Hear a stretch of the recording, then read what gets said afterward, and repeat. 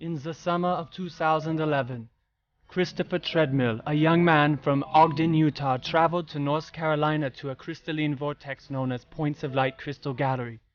He spent over 8 complete hours in the store. During that time, he gathered over 65 minutes of footage. Of that 65 minutes, approximately 3 minutes were usable. This film is dedicated to his memory.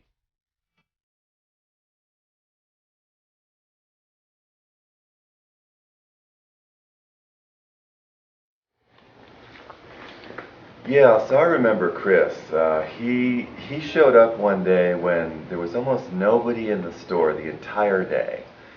And I remember coming in, I was getting ready to set up, to open, and this guy was just like right outside the door, and I didn't know what he was, whether he was homeless, whether he was from the methadone clinic down the street. I mean, he just seemed really weird, and I didn't have a good feeling about him. But as it turned out, he actually spent the entire day, 8 hours in the store, and needless to say, it was a challenging day for me because I really didn't know what this guy was up to or what he was capable of.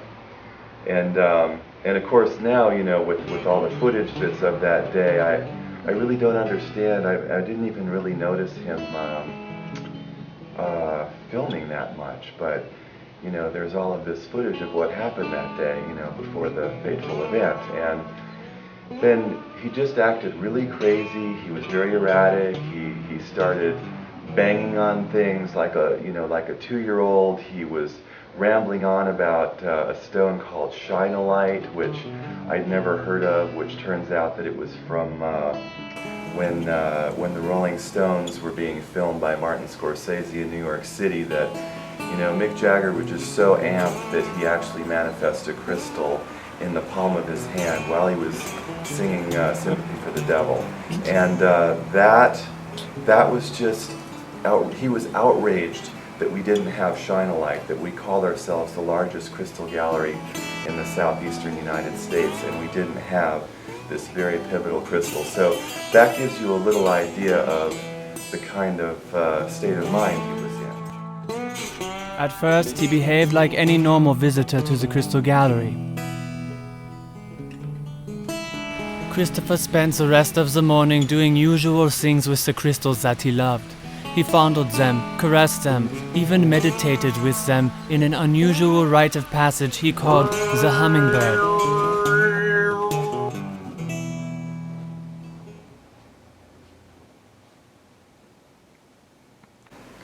And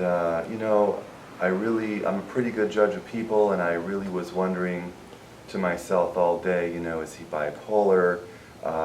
Just like what was going on with him. But, as it turns out, obviously the story kind of tells itself.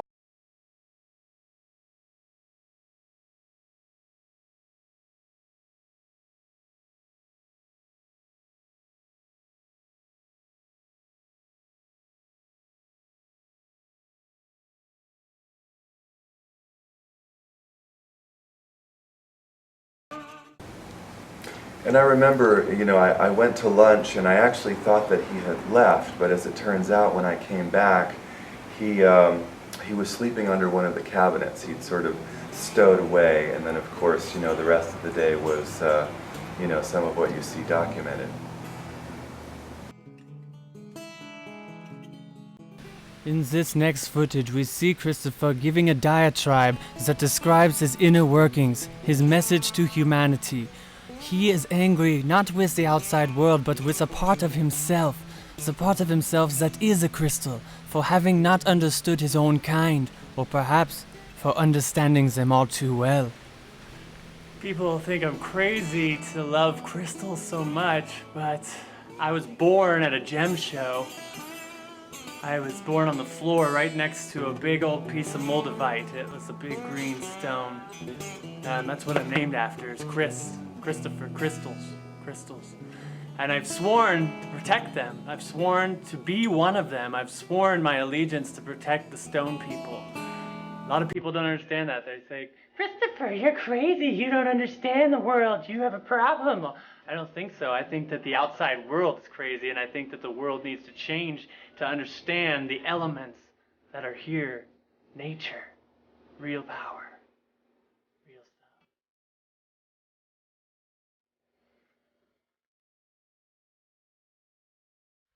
All day we must wonder as I watch this footage if Christopher indeed had a problem with the outside world, if he was hostile inside. Then why did he make his way here? What was going on inside this man's mind? What we do know is that he started to display strange behavior with the crystals, acting paranoid as though something was attacking or threatening them and trying to protect them overly too much. Then, in one moment we see he has a complete break with reality.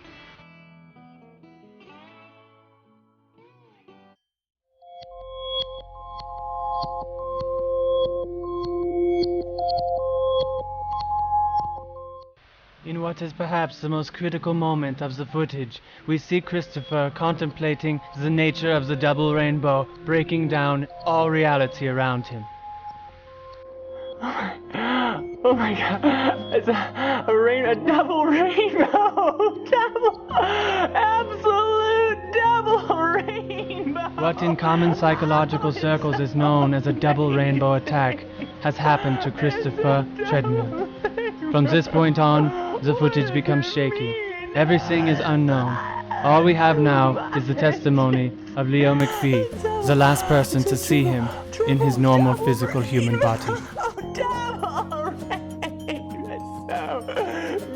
And I remember at the end of the day, I was closing up, and I thought that he was actually gone. I thought that just in the last half hour that he was gone. I was closing up. I was relieved because it was a very hard day of dealing with his erraticness and his antics. And then, as I was turning off the lights, I looked back to the back corner of the store, and I saw a pile of clothes on the floor, and this crystal, this just big slabbish crystal that I had never seen anything like it before, and I just did not know what to do. I sort of freaked out, but there was nothing to do. He was gone, the crystal was there, and we later had the crystal analyzed because we didn't know what it was. As it turns out, it doesn't have any of the characteristics of any crystals that anyone knows of. So we've actually named it Treadmillite in honor of Christopher, even though he was a very strange person. You know, it seems only right.